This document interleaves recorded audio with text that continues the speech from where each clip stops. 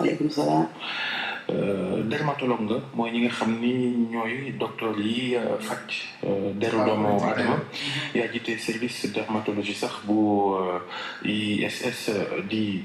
fi ñu doon wax polo clinique ci waxi wolof ci Ndakaaru ci Médina jàngalekat nga itam ci faculté médecine bu université Cheikh Anta Diop bu Ndakaaru ëllëg am na ndaje buy am ci Ndakaaru association bi nga xam ni ca nga bokk di association buy xeesal ci réew mi ñoo koy amal laaj bu njëkk bi moo doon ba xam xeesal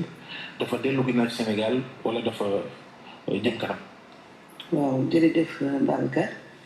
d'abord balaa may tontu ci laaj bi ma nuyu leen di leen jaajëfal ci invitation bi di nuyu auditeurs u RFM yëpp peut-être ak TFM yëpp laaj bi su ma ciy tontu du ma xaw a neex parce que malheureusement Sénégal xeesal dellu ci ginnaaw au contraire dañu seetlu ne te tendance day yokku ba pare produit yu ñu tàmmoon gis pour xeesal léegi yeneen produit yu gën a dangereux sax moo ci duggaat loolu ñu koy firndelee mooy ci année 2000 enquête yi ñu defoon te professeur Issa woon jiite woon ko ci usine ñaarikat yi 67% lañu amoon prévalence maanaam téeméer jigéen yoo jël juróom benn fukk ak juróom-ñaar lañ doon xeesal mais enquête yi ñu mujjee def fii ci Pikine wane na prévalence bi maanaam lim bi mu ngi toll léegi ci 71%. c'est-à-dire que téeméer boo jël juróom-ñaar fukk ak benn ñuy xeesal loolu mooy wane rek que xeesal delluwul ginnaaw au contraire.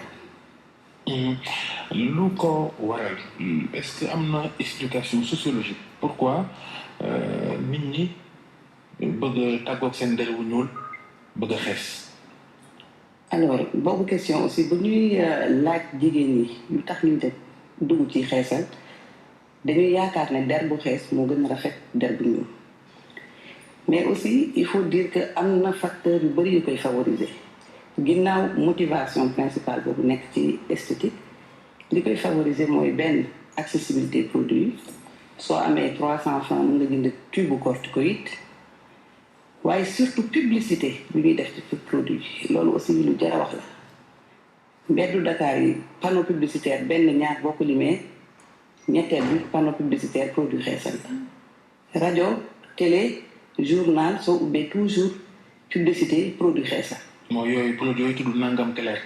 nangam clair rek yooyu yëpp daal ñu sant clair rek ñu sant zone néoprosone yooyu yëpp ay produit xeesal la waaye léegi beneen produit bu bees mooy glutathion. glutathion du produit boo xamante ni xeesal produit bu ñu cosmétique la c'est un médicament. comme corticoïde mu nekkee médicament noonu la glutathion nekkee médicament mais parmi effets secondaires glutathion day xeesal der ce qui fait que industrie cosmétique daf ko détourné defaat ko léegi produit cosmétique di ko utiliser par voie injectable. piqûre perfusion nga koy def te xam ngeen lépp lu nekk ci. loolu dañ ko doon sécurité gëmuñu ko. dafa am nag. dafa am te produit yooyu du produit yoo xamante ni c'est donné. parce que di nga débourser lu mu tuuti 200 000 francs pour un produit glutathion en dehors de la forme injectable am nga ay comprimé am nga saabu am nga ay crème donc offre bi dafa yokku te publicité bi daf koy favoriser sans compter que léegi dafa nekk tendance sur les réseaux sociaux di créer ay groupes yoo xamante ni dañuy revendiquer xeesal alors que avant xeesal dañu seetoon ne ñi koy def dañuy nëbbatu sax presque à la limite wala di bañ ne dañuy xeesal mais léegi revendication xeesal dafa am. à côté de ces produits yoo xam ne industrie cosmétique yi ñoo koy fabriqué te nekk bitim réew fii Sénégal am na ñoo xamante ni dañu tuddee seen bopp ay chimiste di def ay mélange yoo xamante ni ay composé kenn xamul composé yi sax lan la. noonu lu garaaw la xam naa ci loolu la Georges bëgg ci sax bëgg a laaj dara. justement ci loolu laa bëggoon wax moom mooy danger bi nga xamante ne produit yooyu am nañ ko ci wér-gi-yaramu doomu aadama ak ci li nga xamante ne moo di ëllëgam luñ ciy seetaan xanaa nguur gi deful dara te xam na ne loolu baaxul. waaw ba tey nguur gi defagul dara ci wàllum xeesal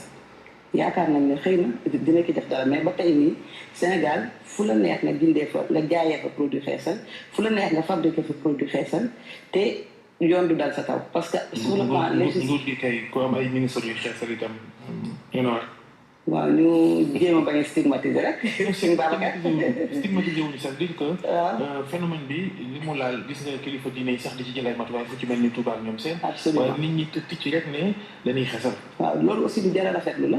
parce que Sénégal à part benn décret boo xam ne kii temps jamonoy Senghor lañ ko signé woon en 1979 décret boo xam ne day tere xeesal élèves yi nekk ci établissement primaire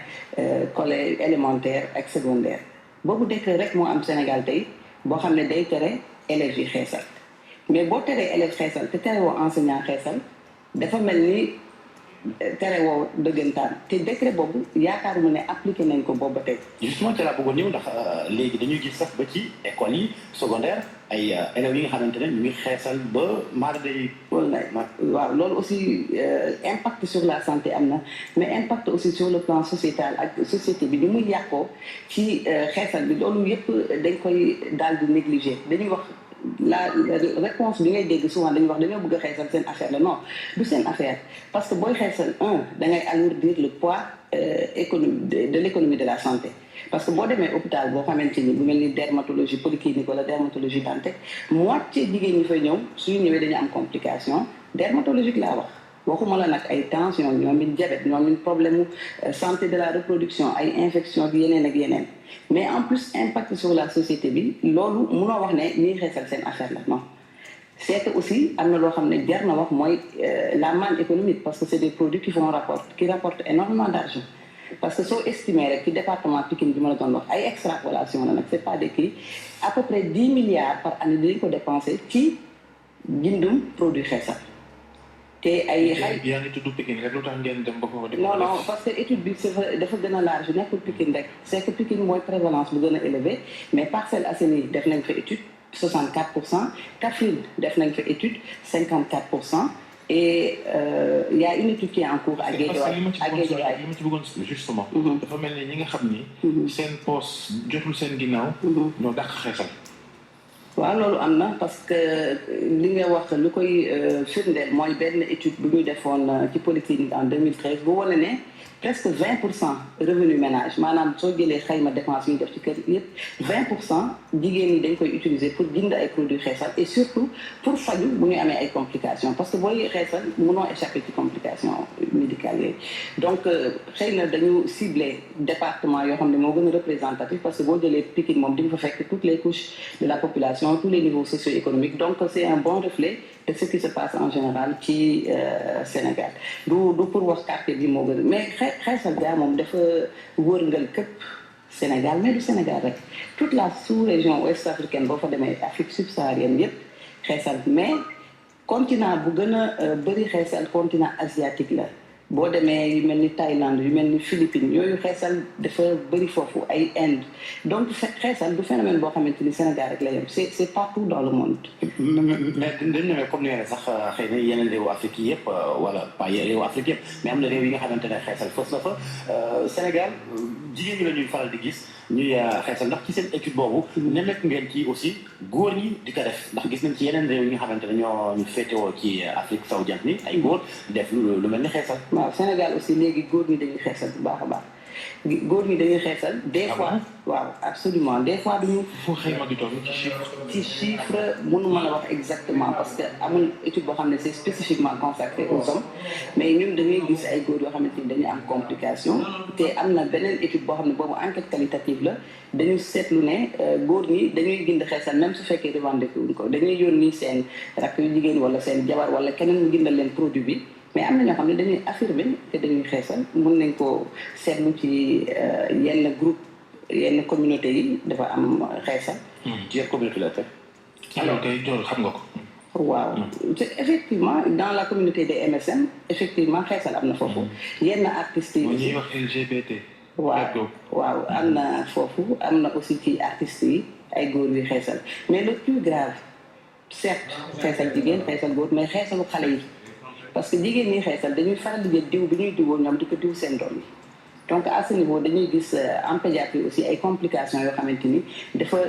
lié à la pratique de la dépigmentation. li ñu sax sociologiquement itam jigéen boo gis mu xees nga ne ko bàyyil xeesal mun la non xeesaluma diw bu may diw wala saabu bu may sangoo la ñuy jéem a ci seen xel. jéem a contourner affaire bi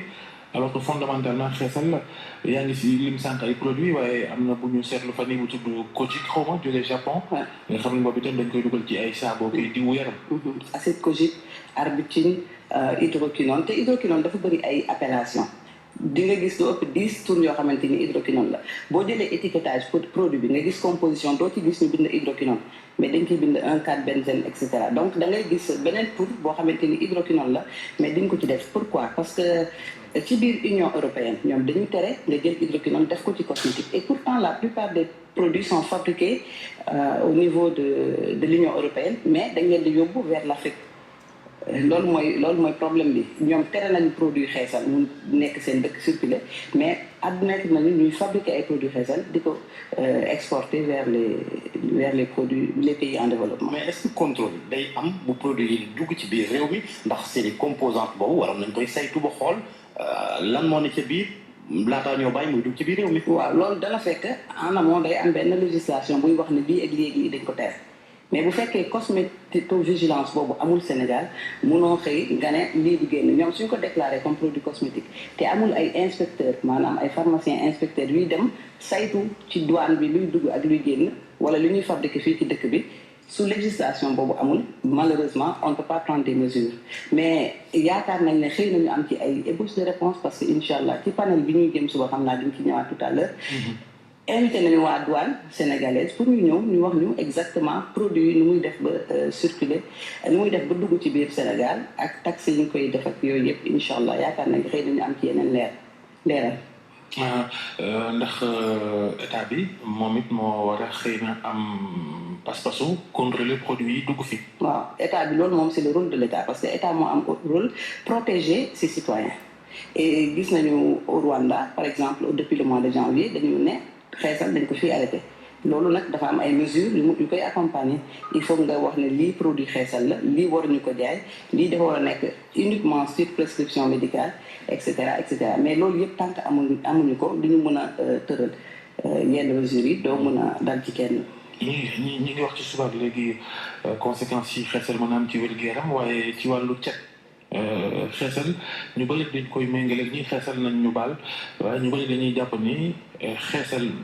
am na fu muy toll du ànd ak sax cetu yaram. waaw ça c'est sûr parce que produit bu gën a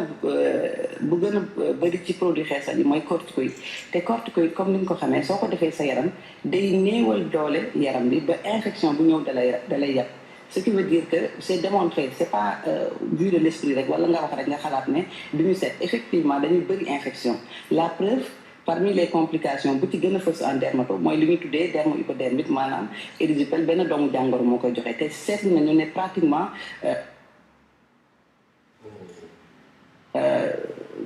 xeesal bi day augmenter le risque par 10 parfois nga développer infection boobu parce que sa yaram day dem ba fragile day bëri ay microbes donc loolu aussi loo xamante ni démontré nañ ko. dañuy gis léegi sax ku xees ba noppi juddowaale xees di xeesal yokkute. waaw bëri na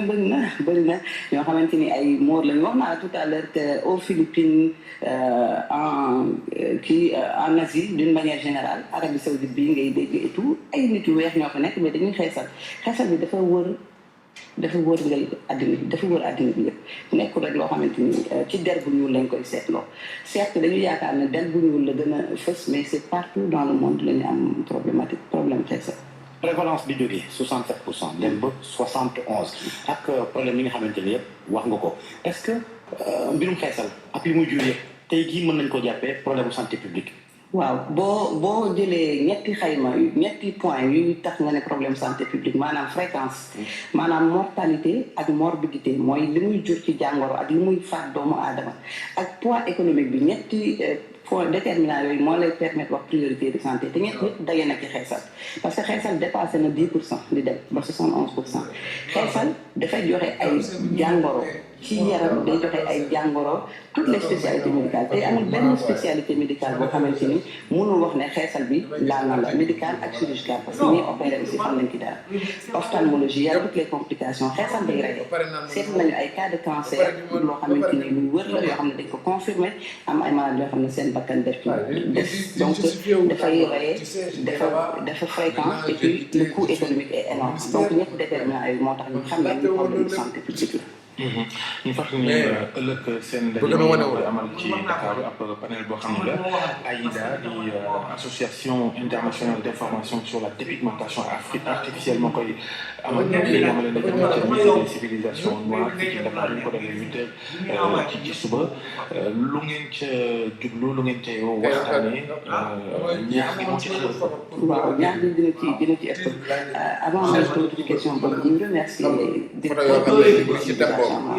parce que là le 12 aussi dafa mettre à notre disposition le musée boobu toutes les associations féminines ñu invité woon ñu woon pour ñu bind mémorandum boobu lañu war a jébbal incha allah autorité yi bu subaa mais laata mémorandum bi ñu koy jébbal dafa am une série de communication scientifique sur le thème médical mais également sociologique ba ci njëkk complication médicale épidémiologie yooyu yëpp dañu ci ñëwaat ak santé de la reproduction affaire gynécologie obstétrique yi ñuy def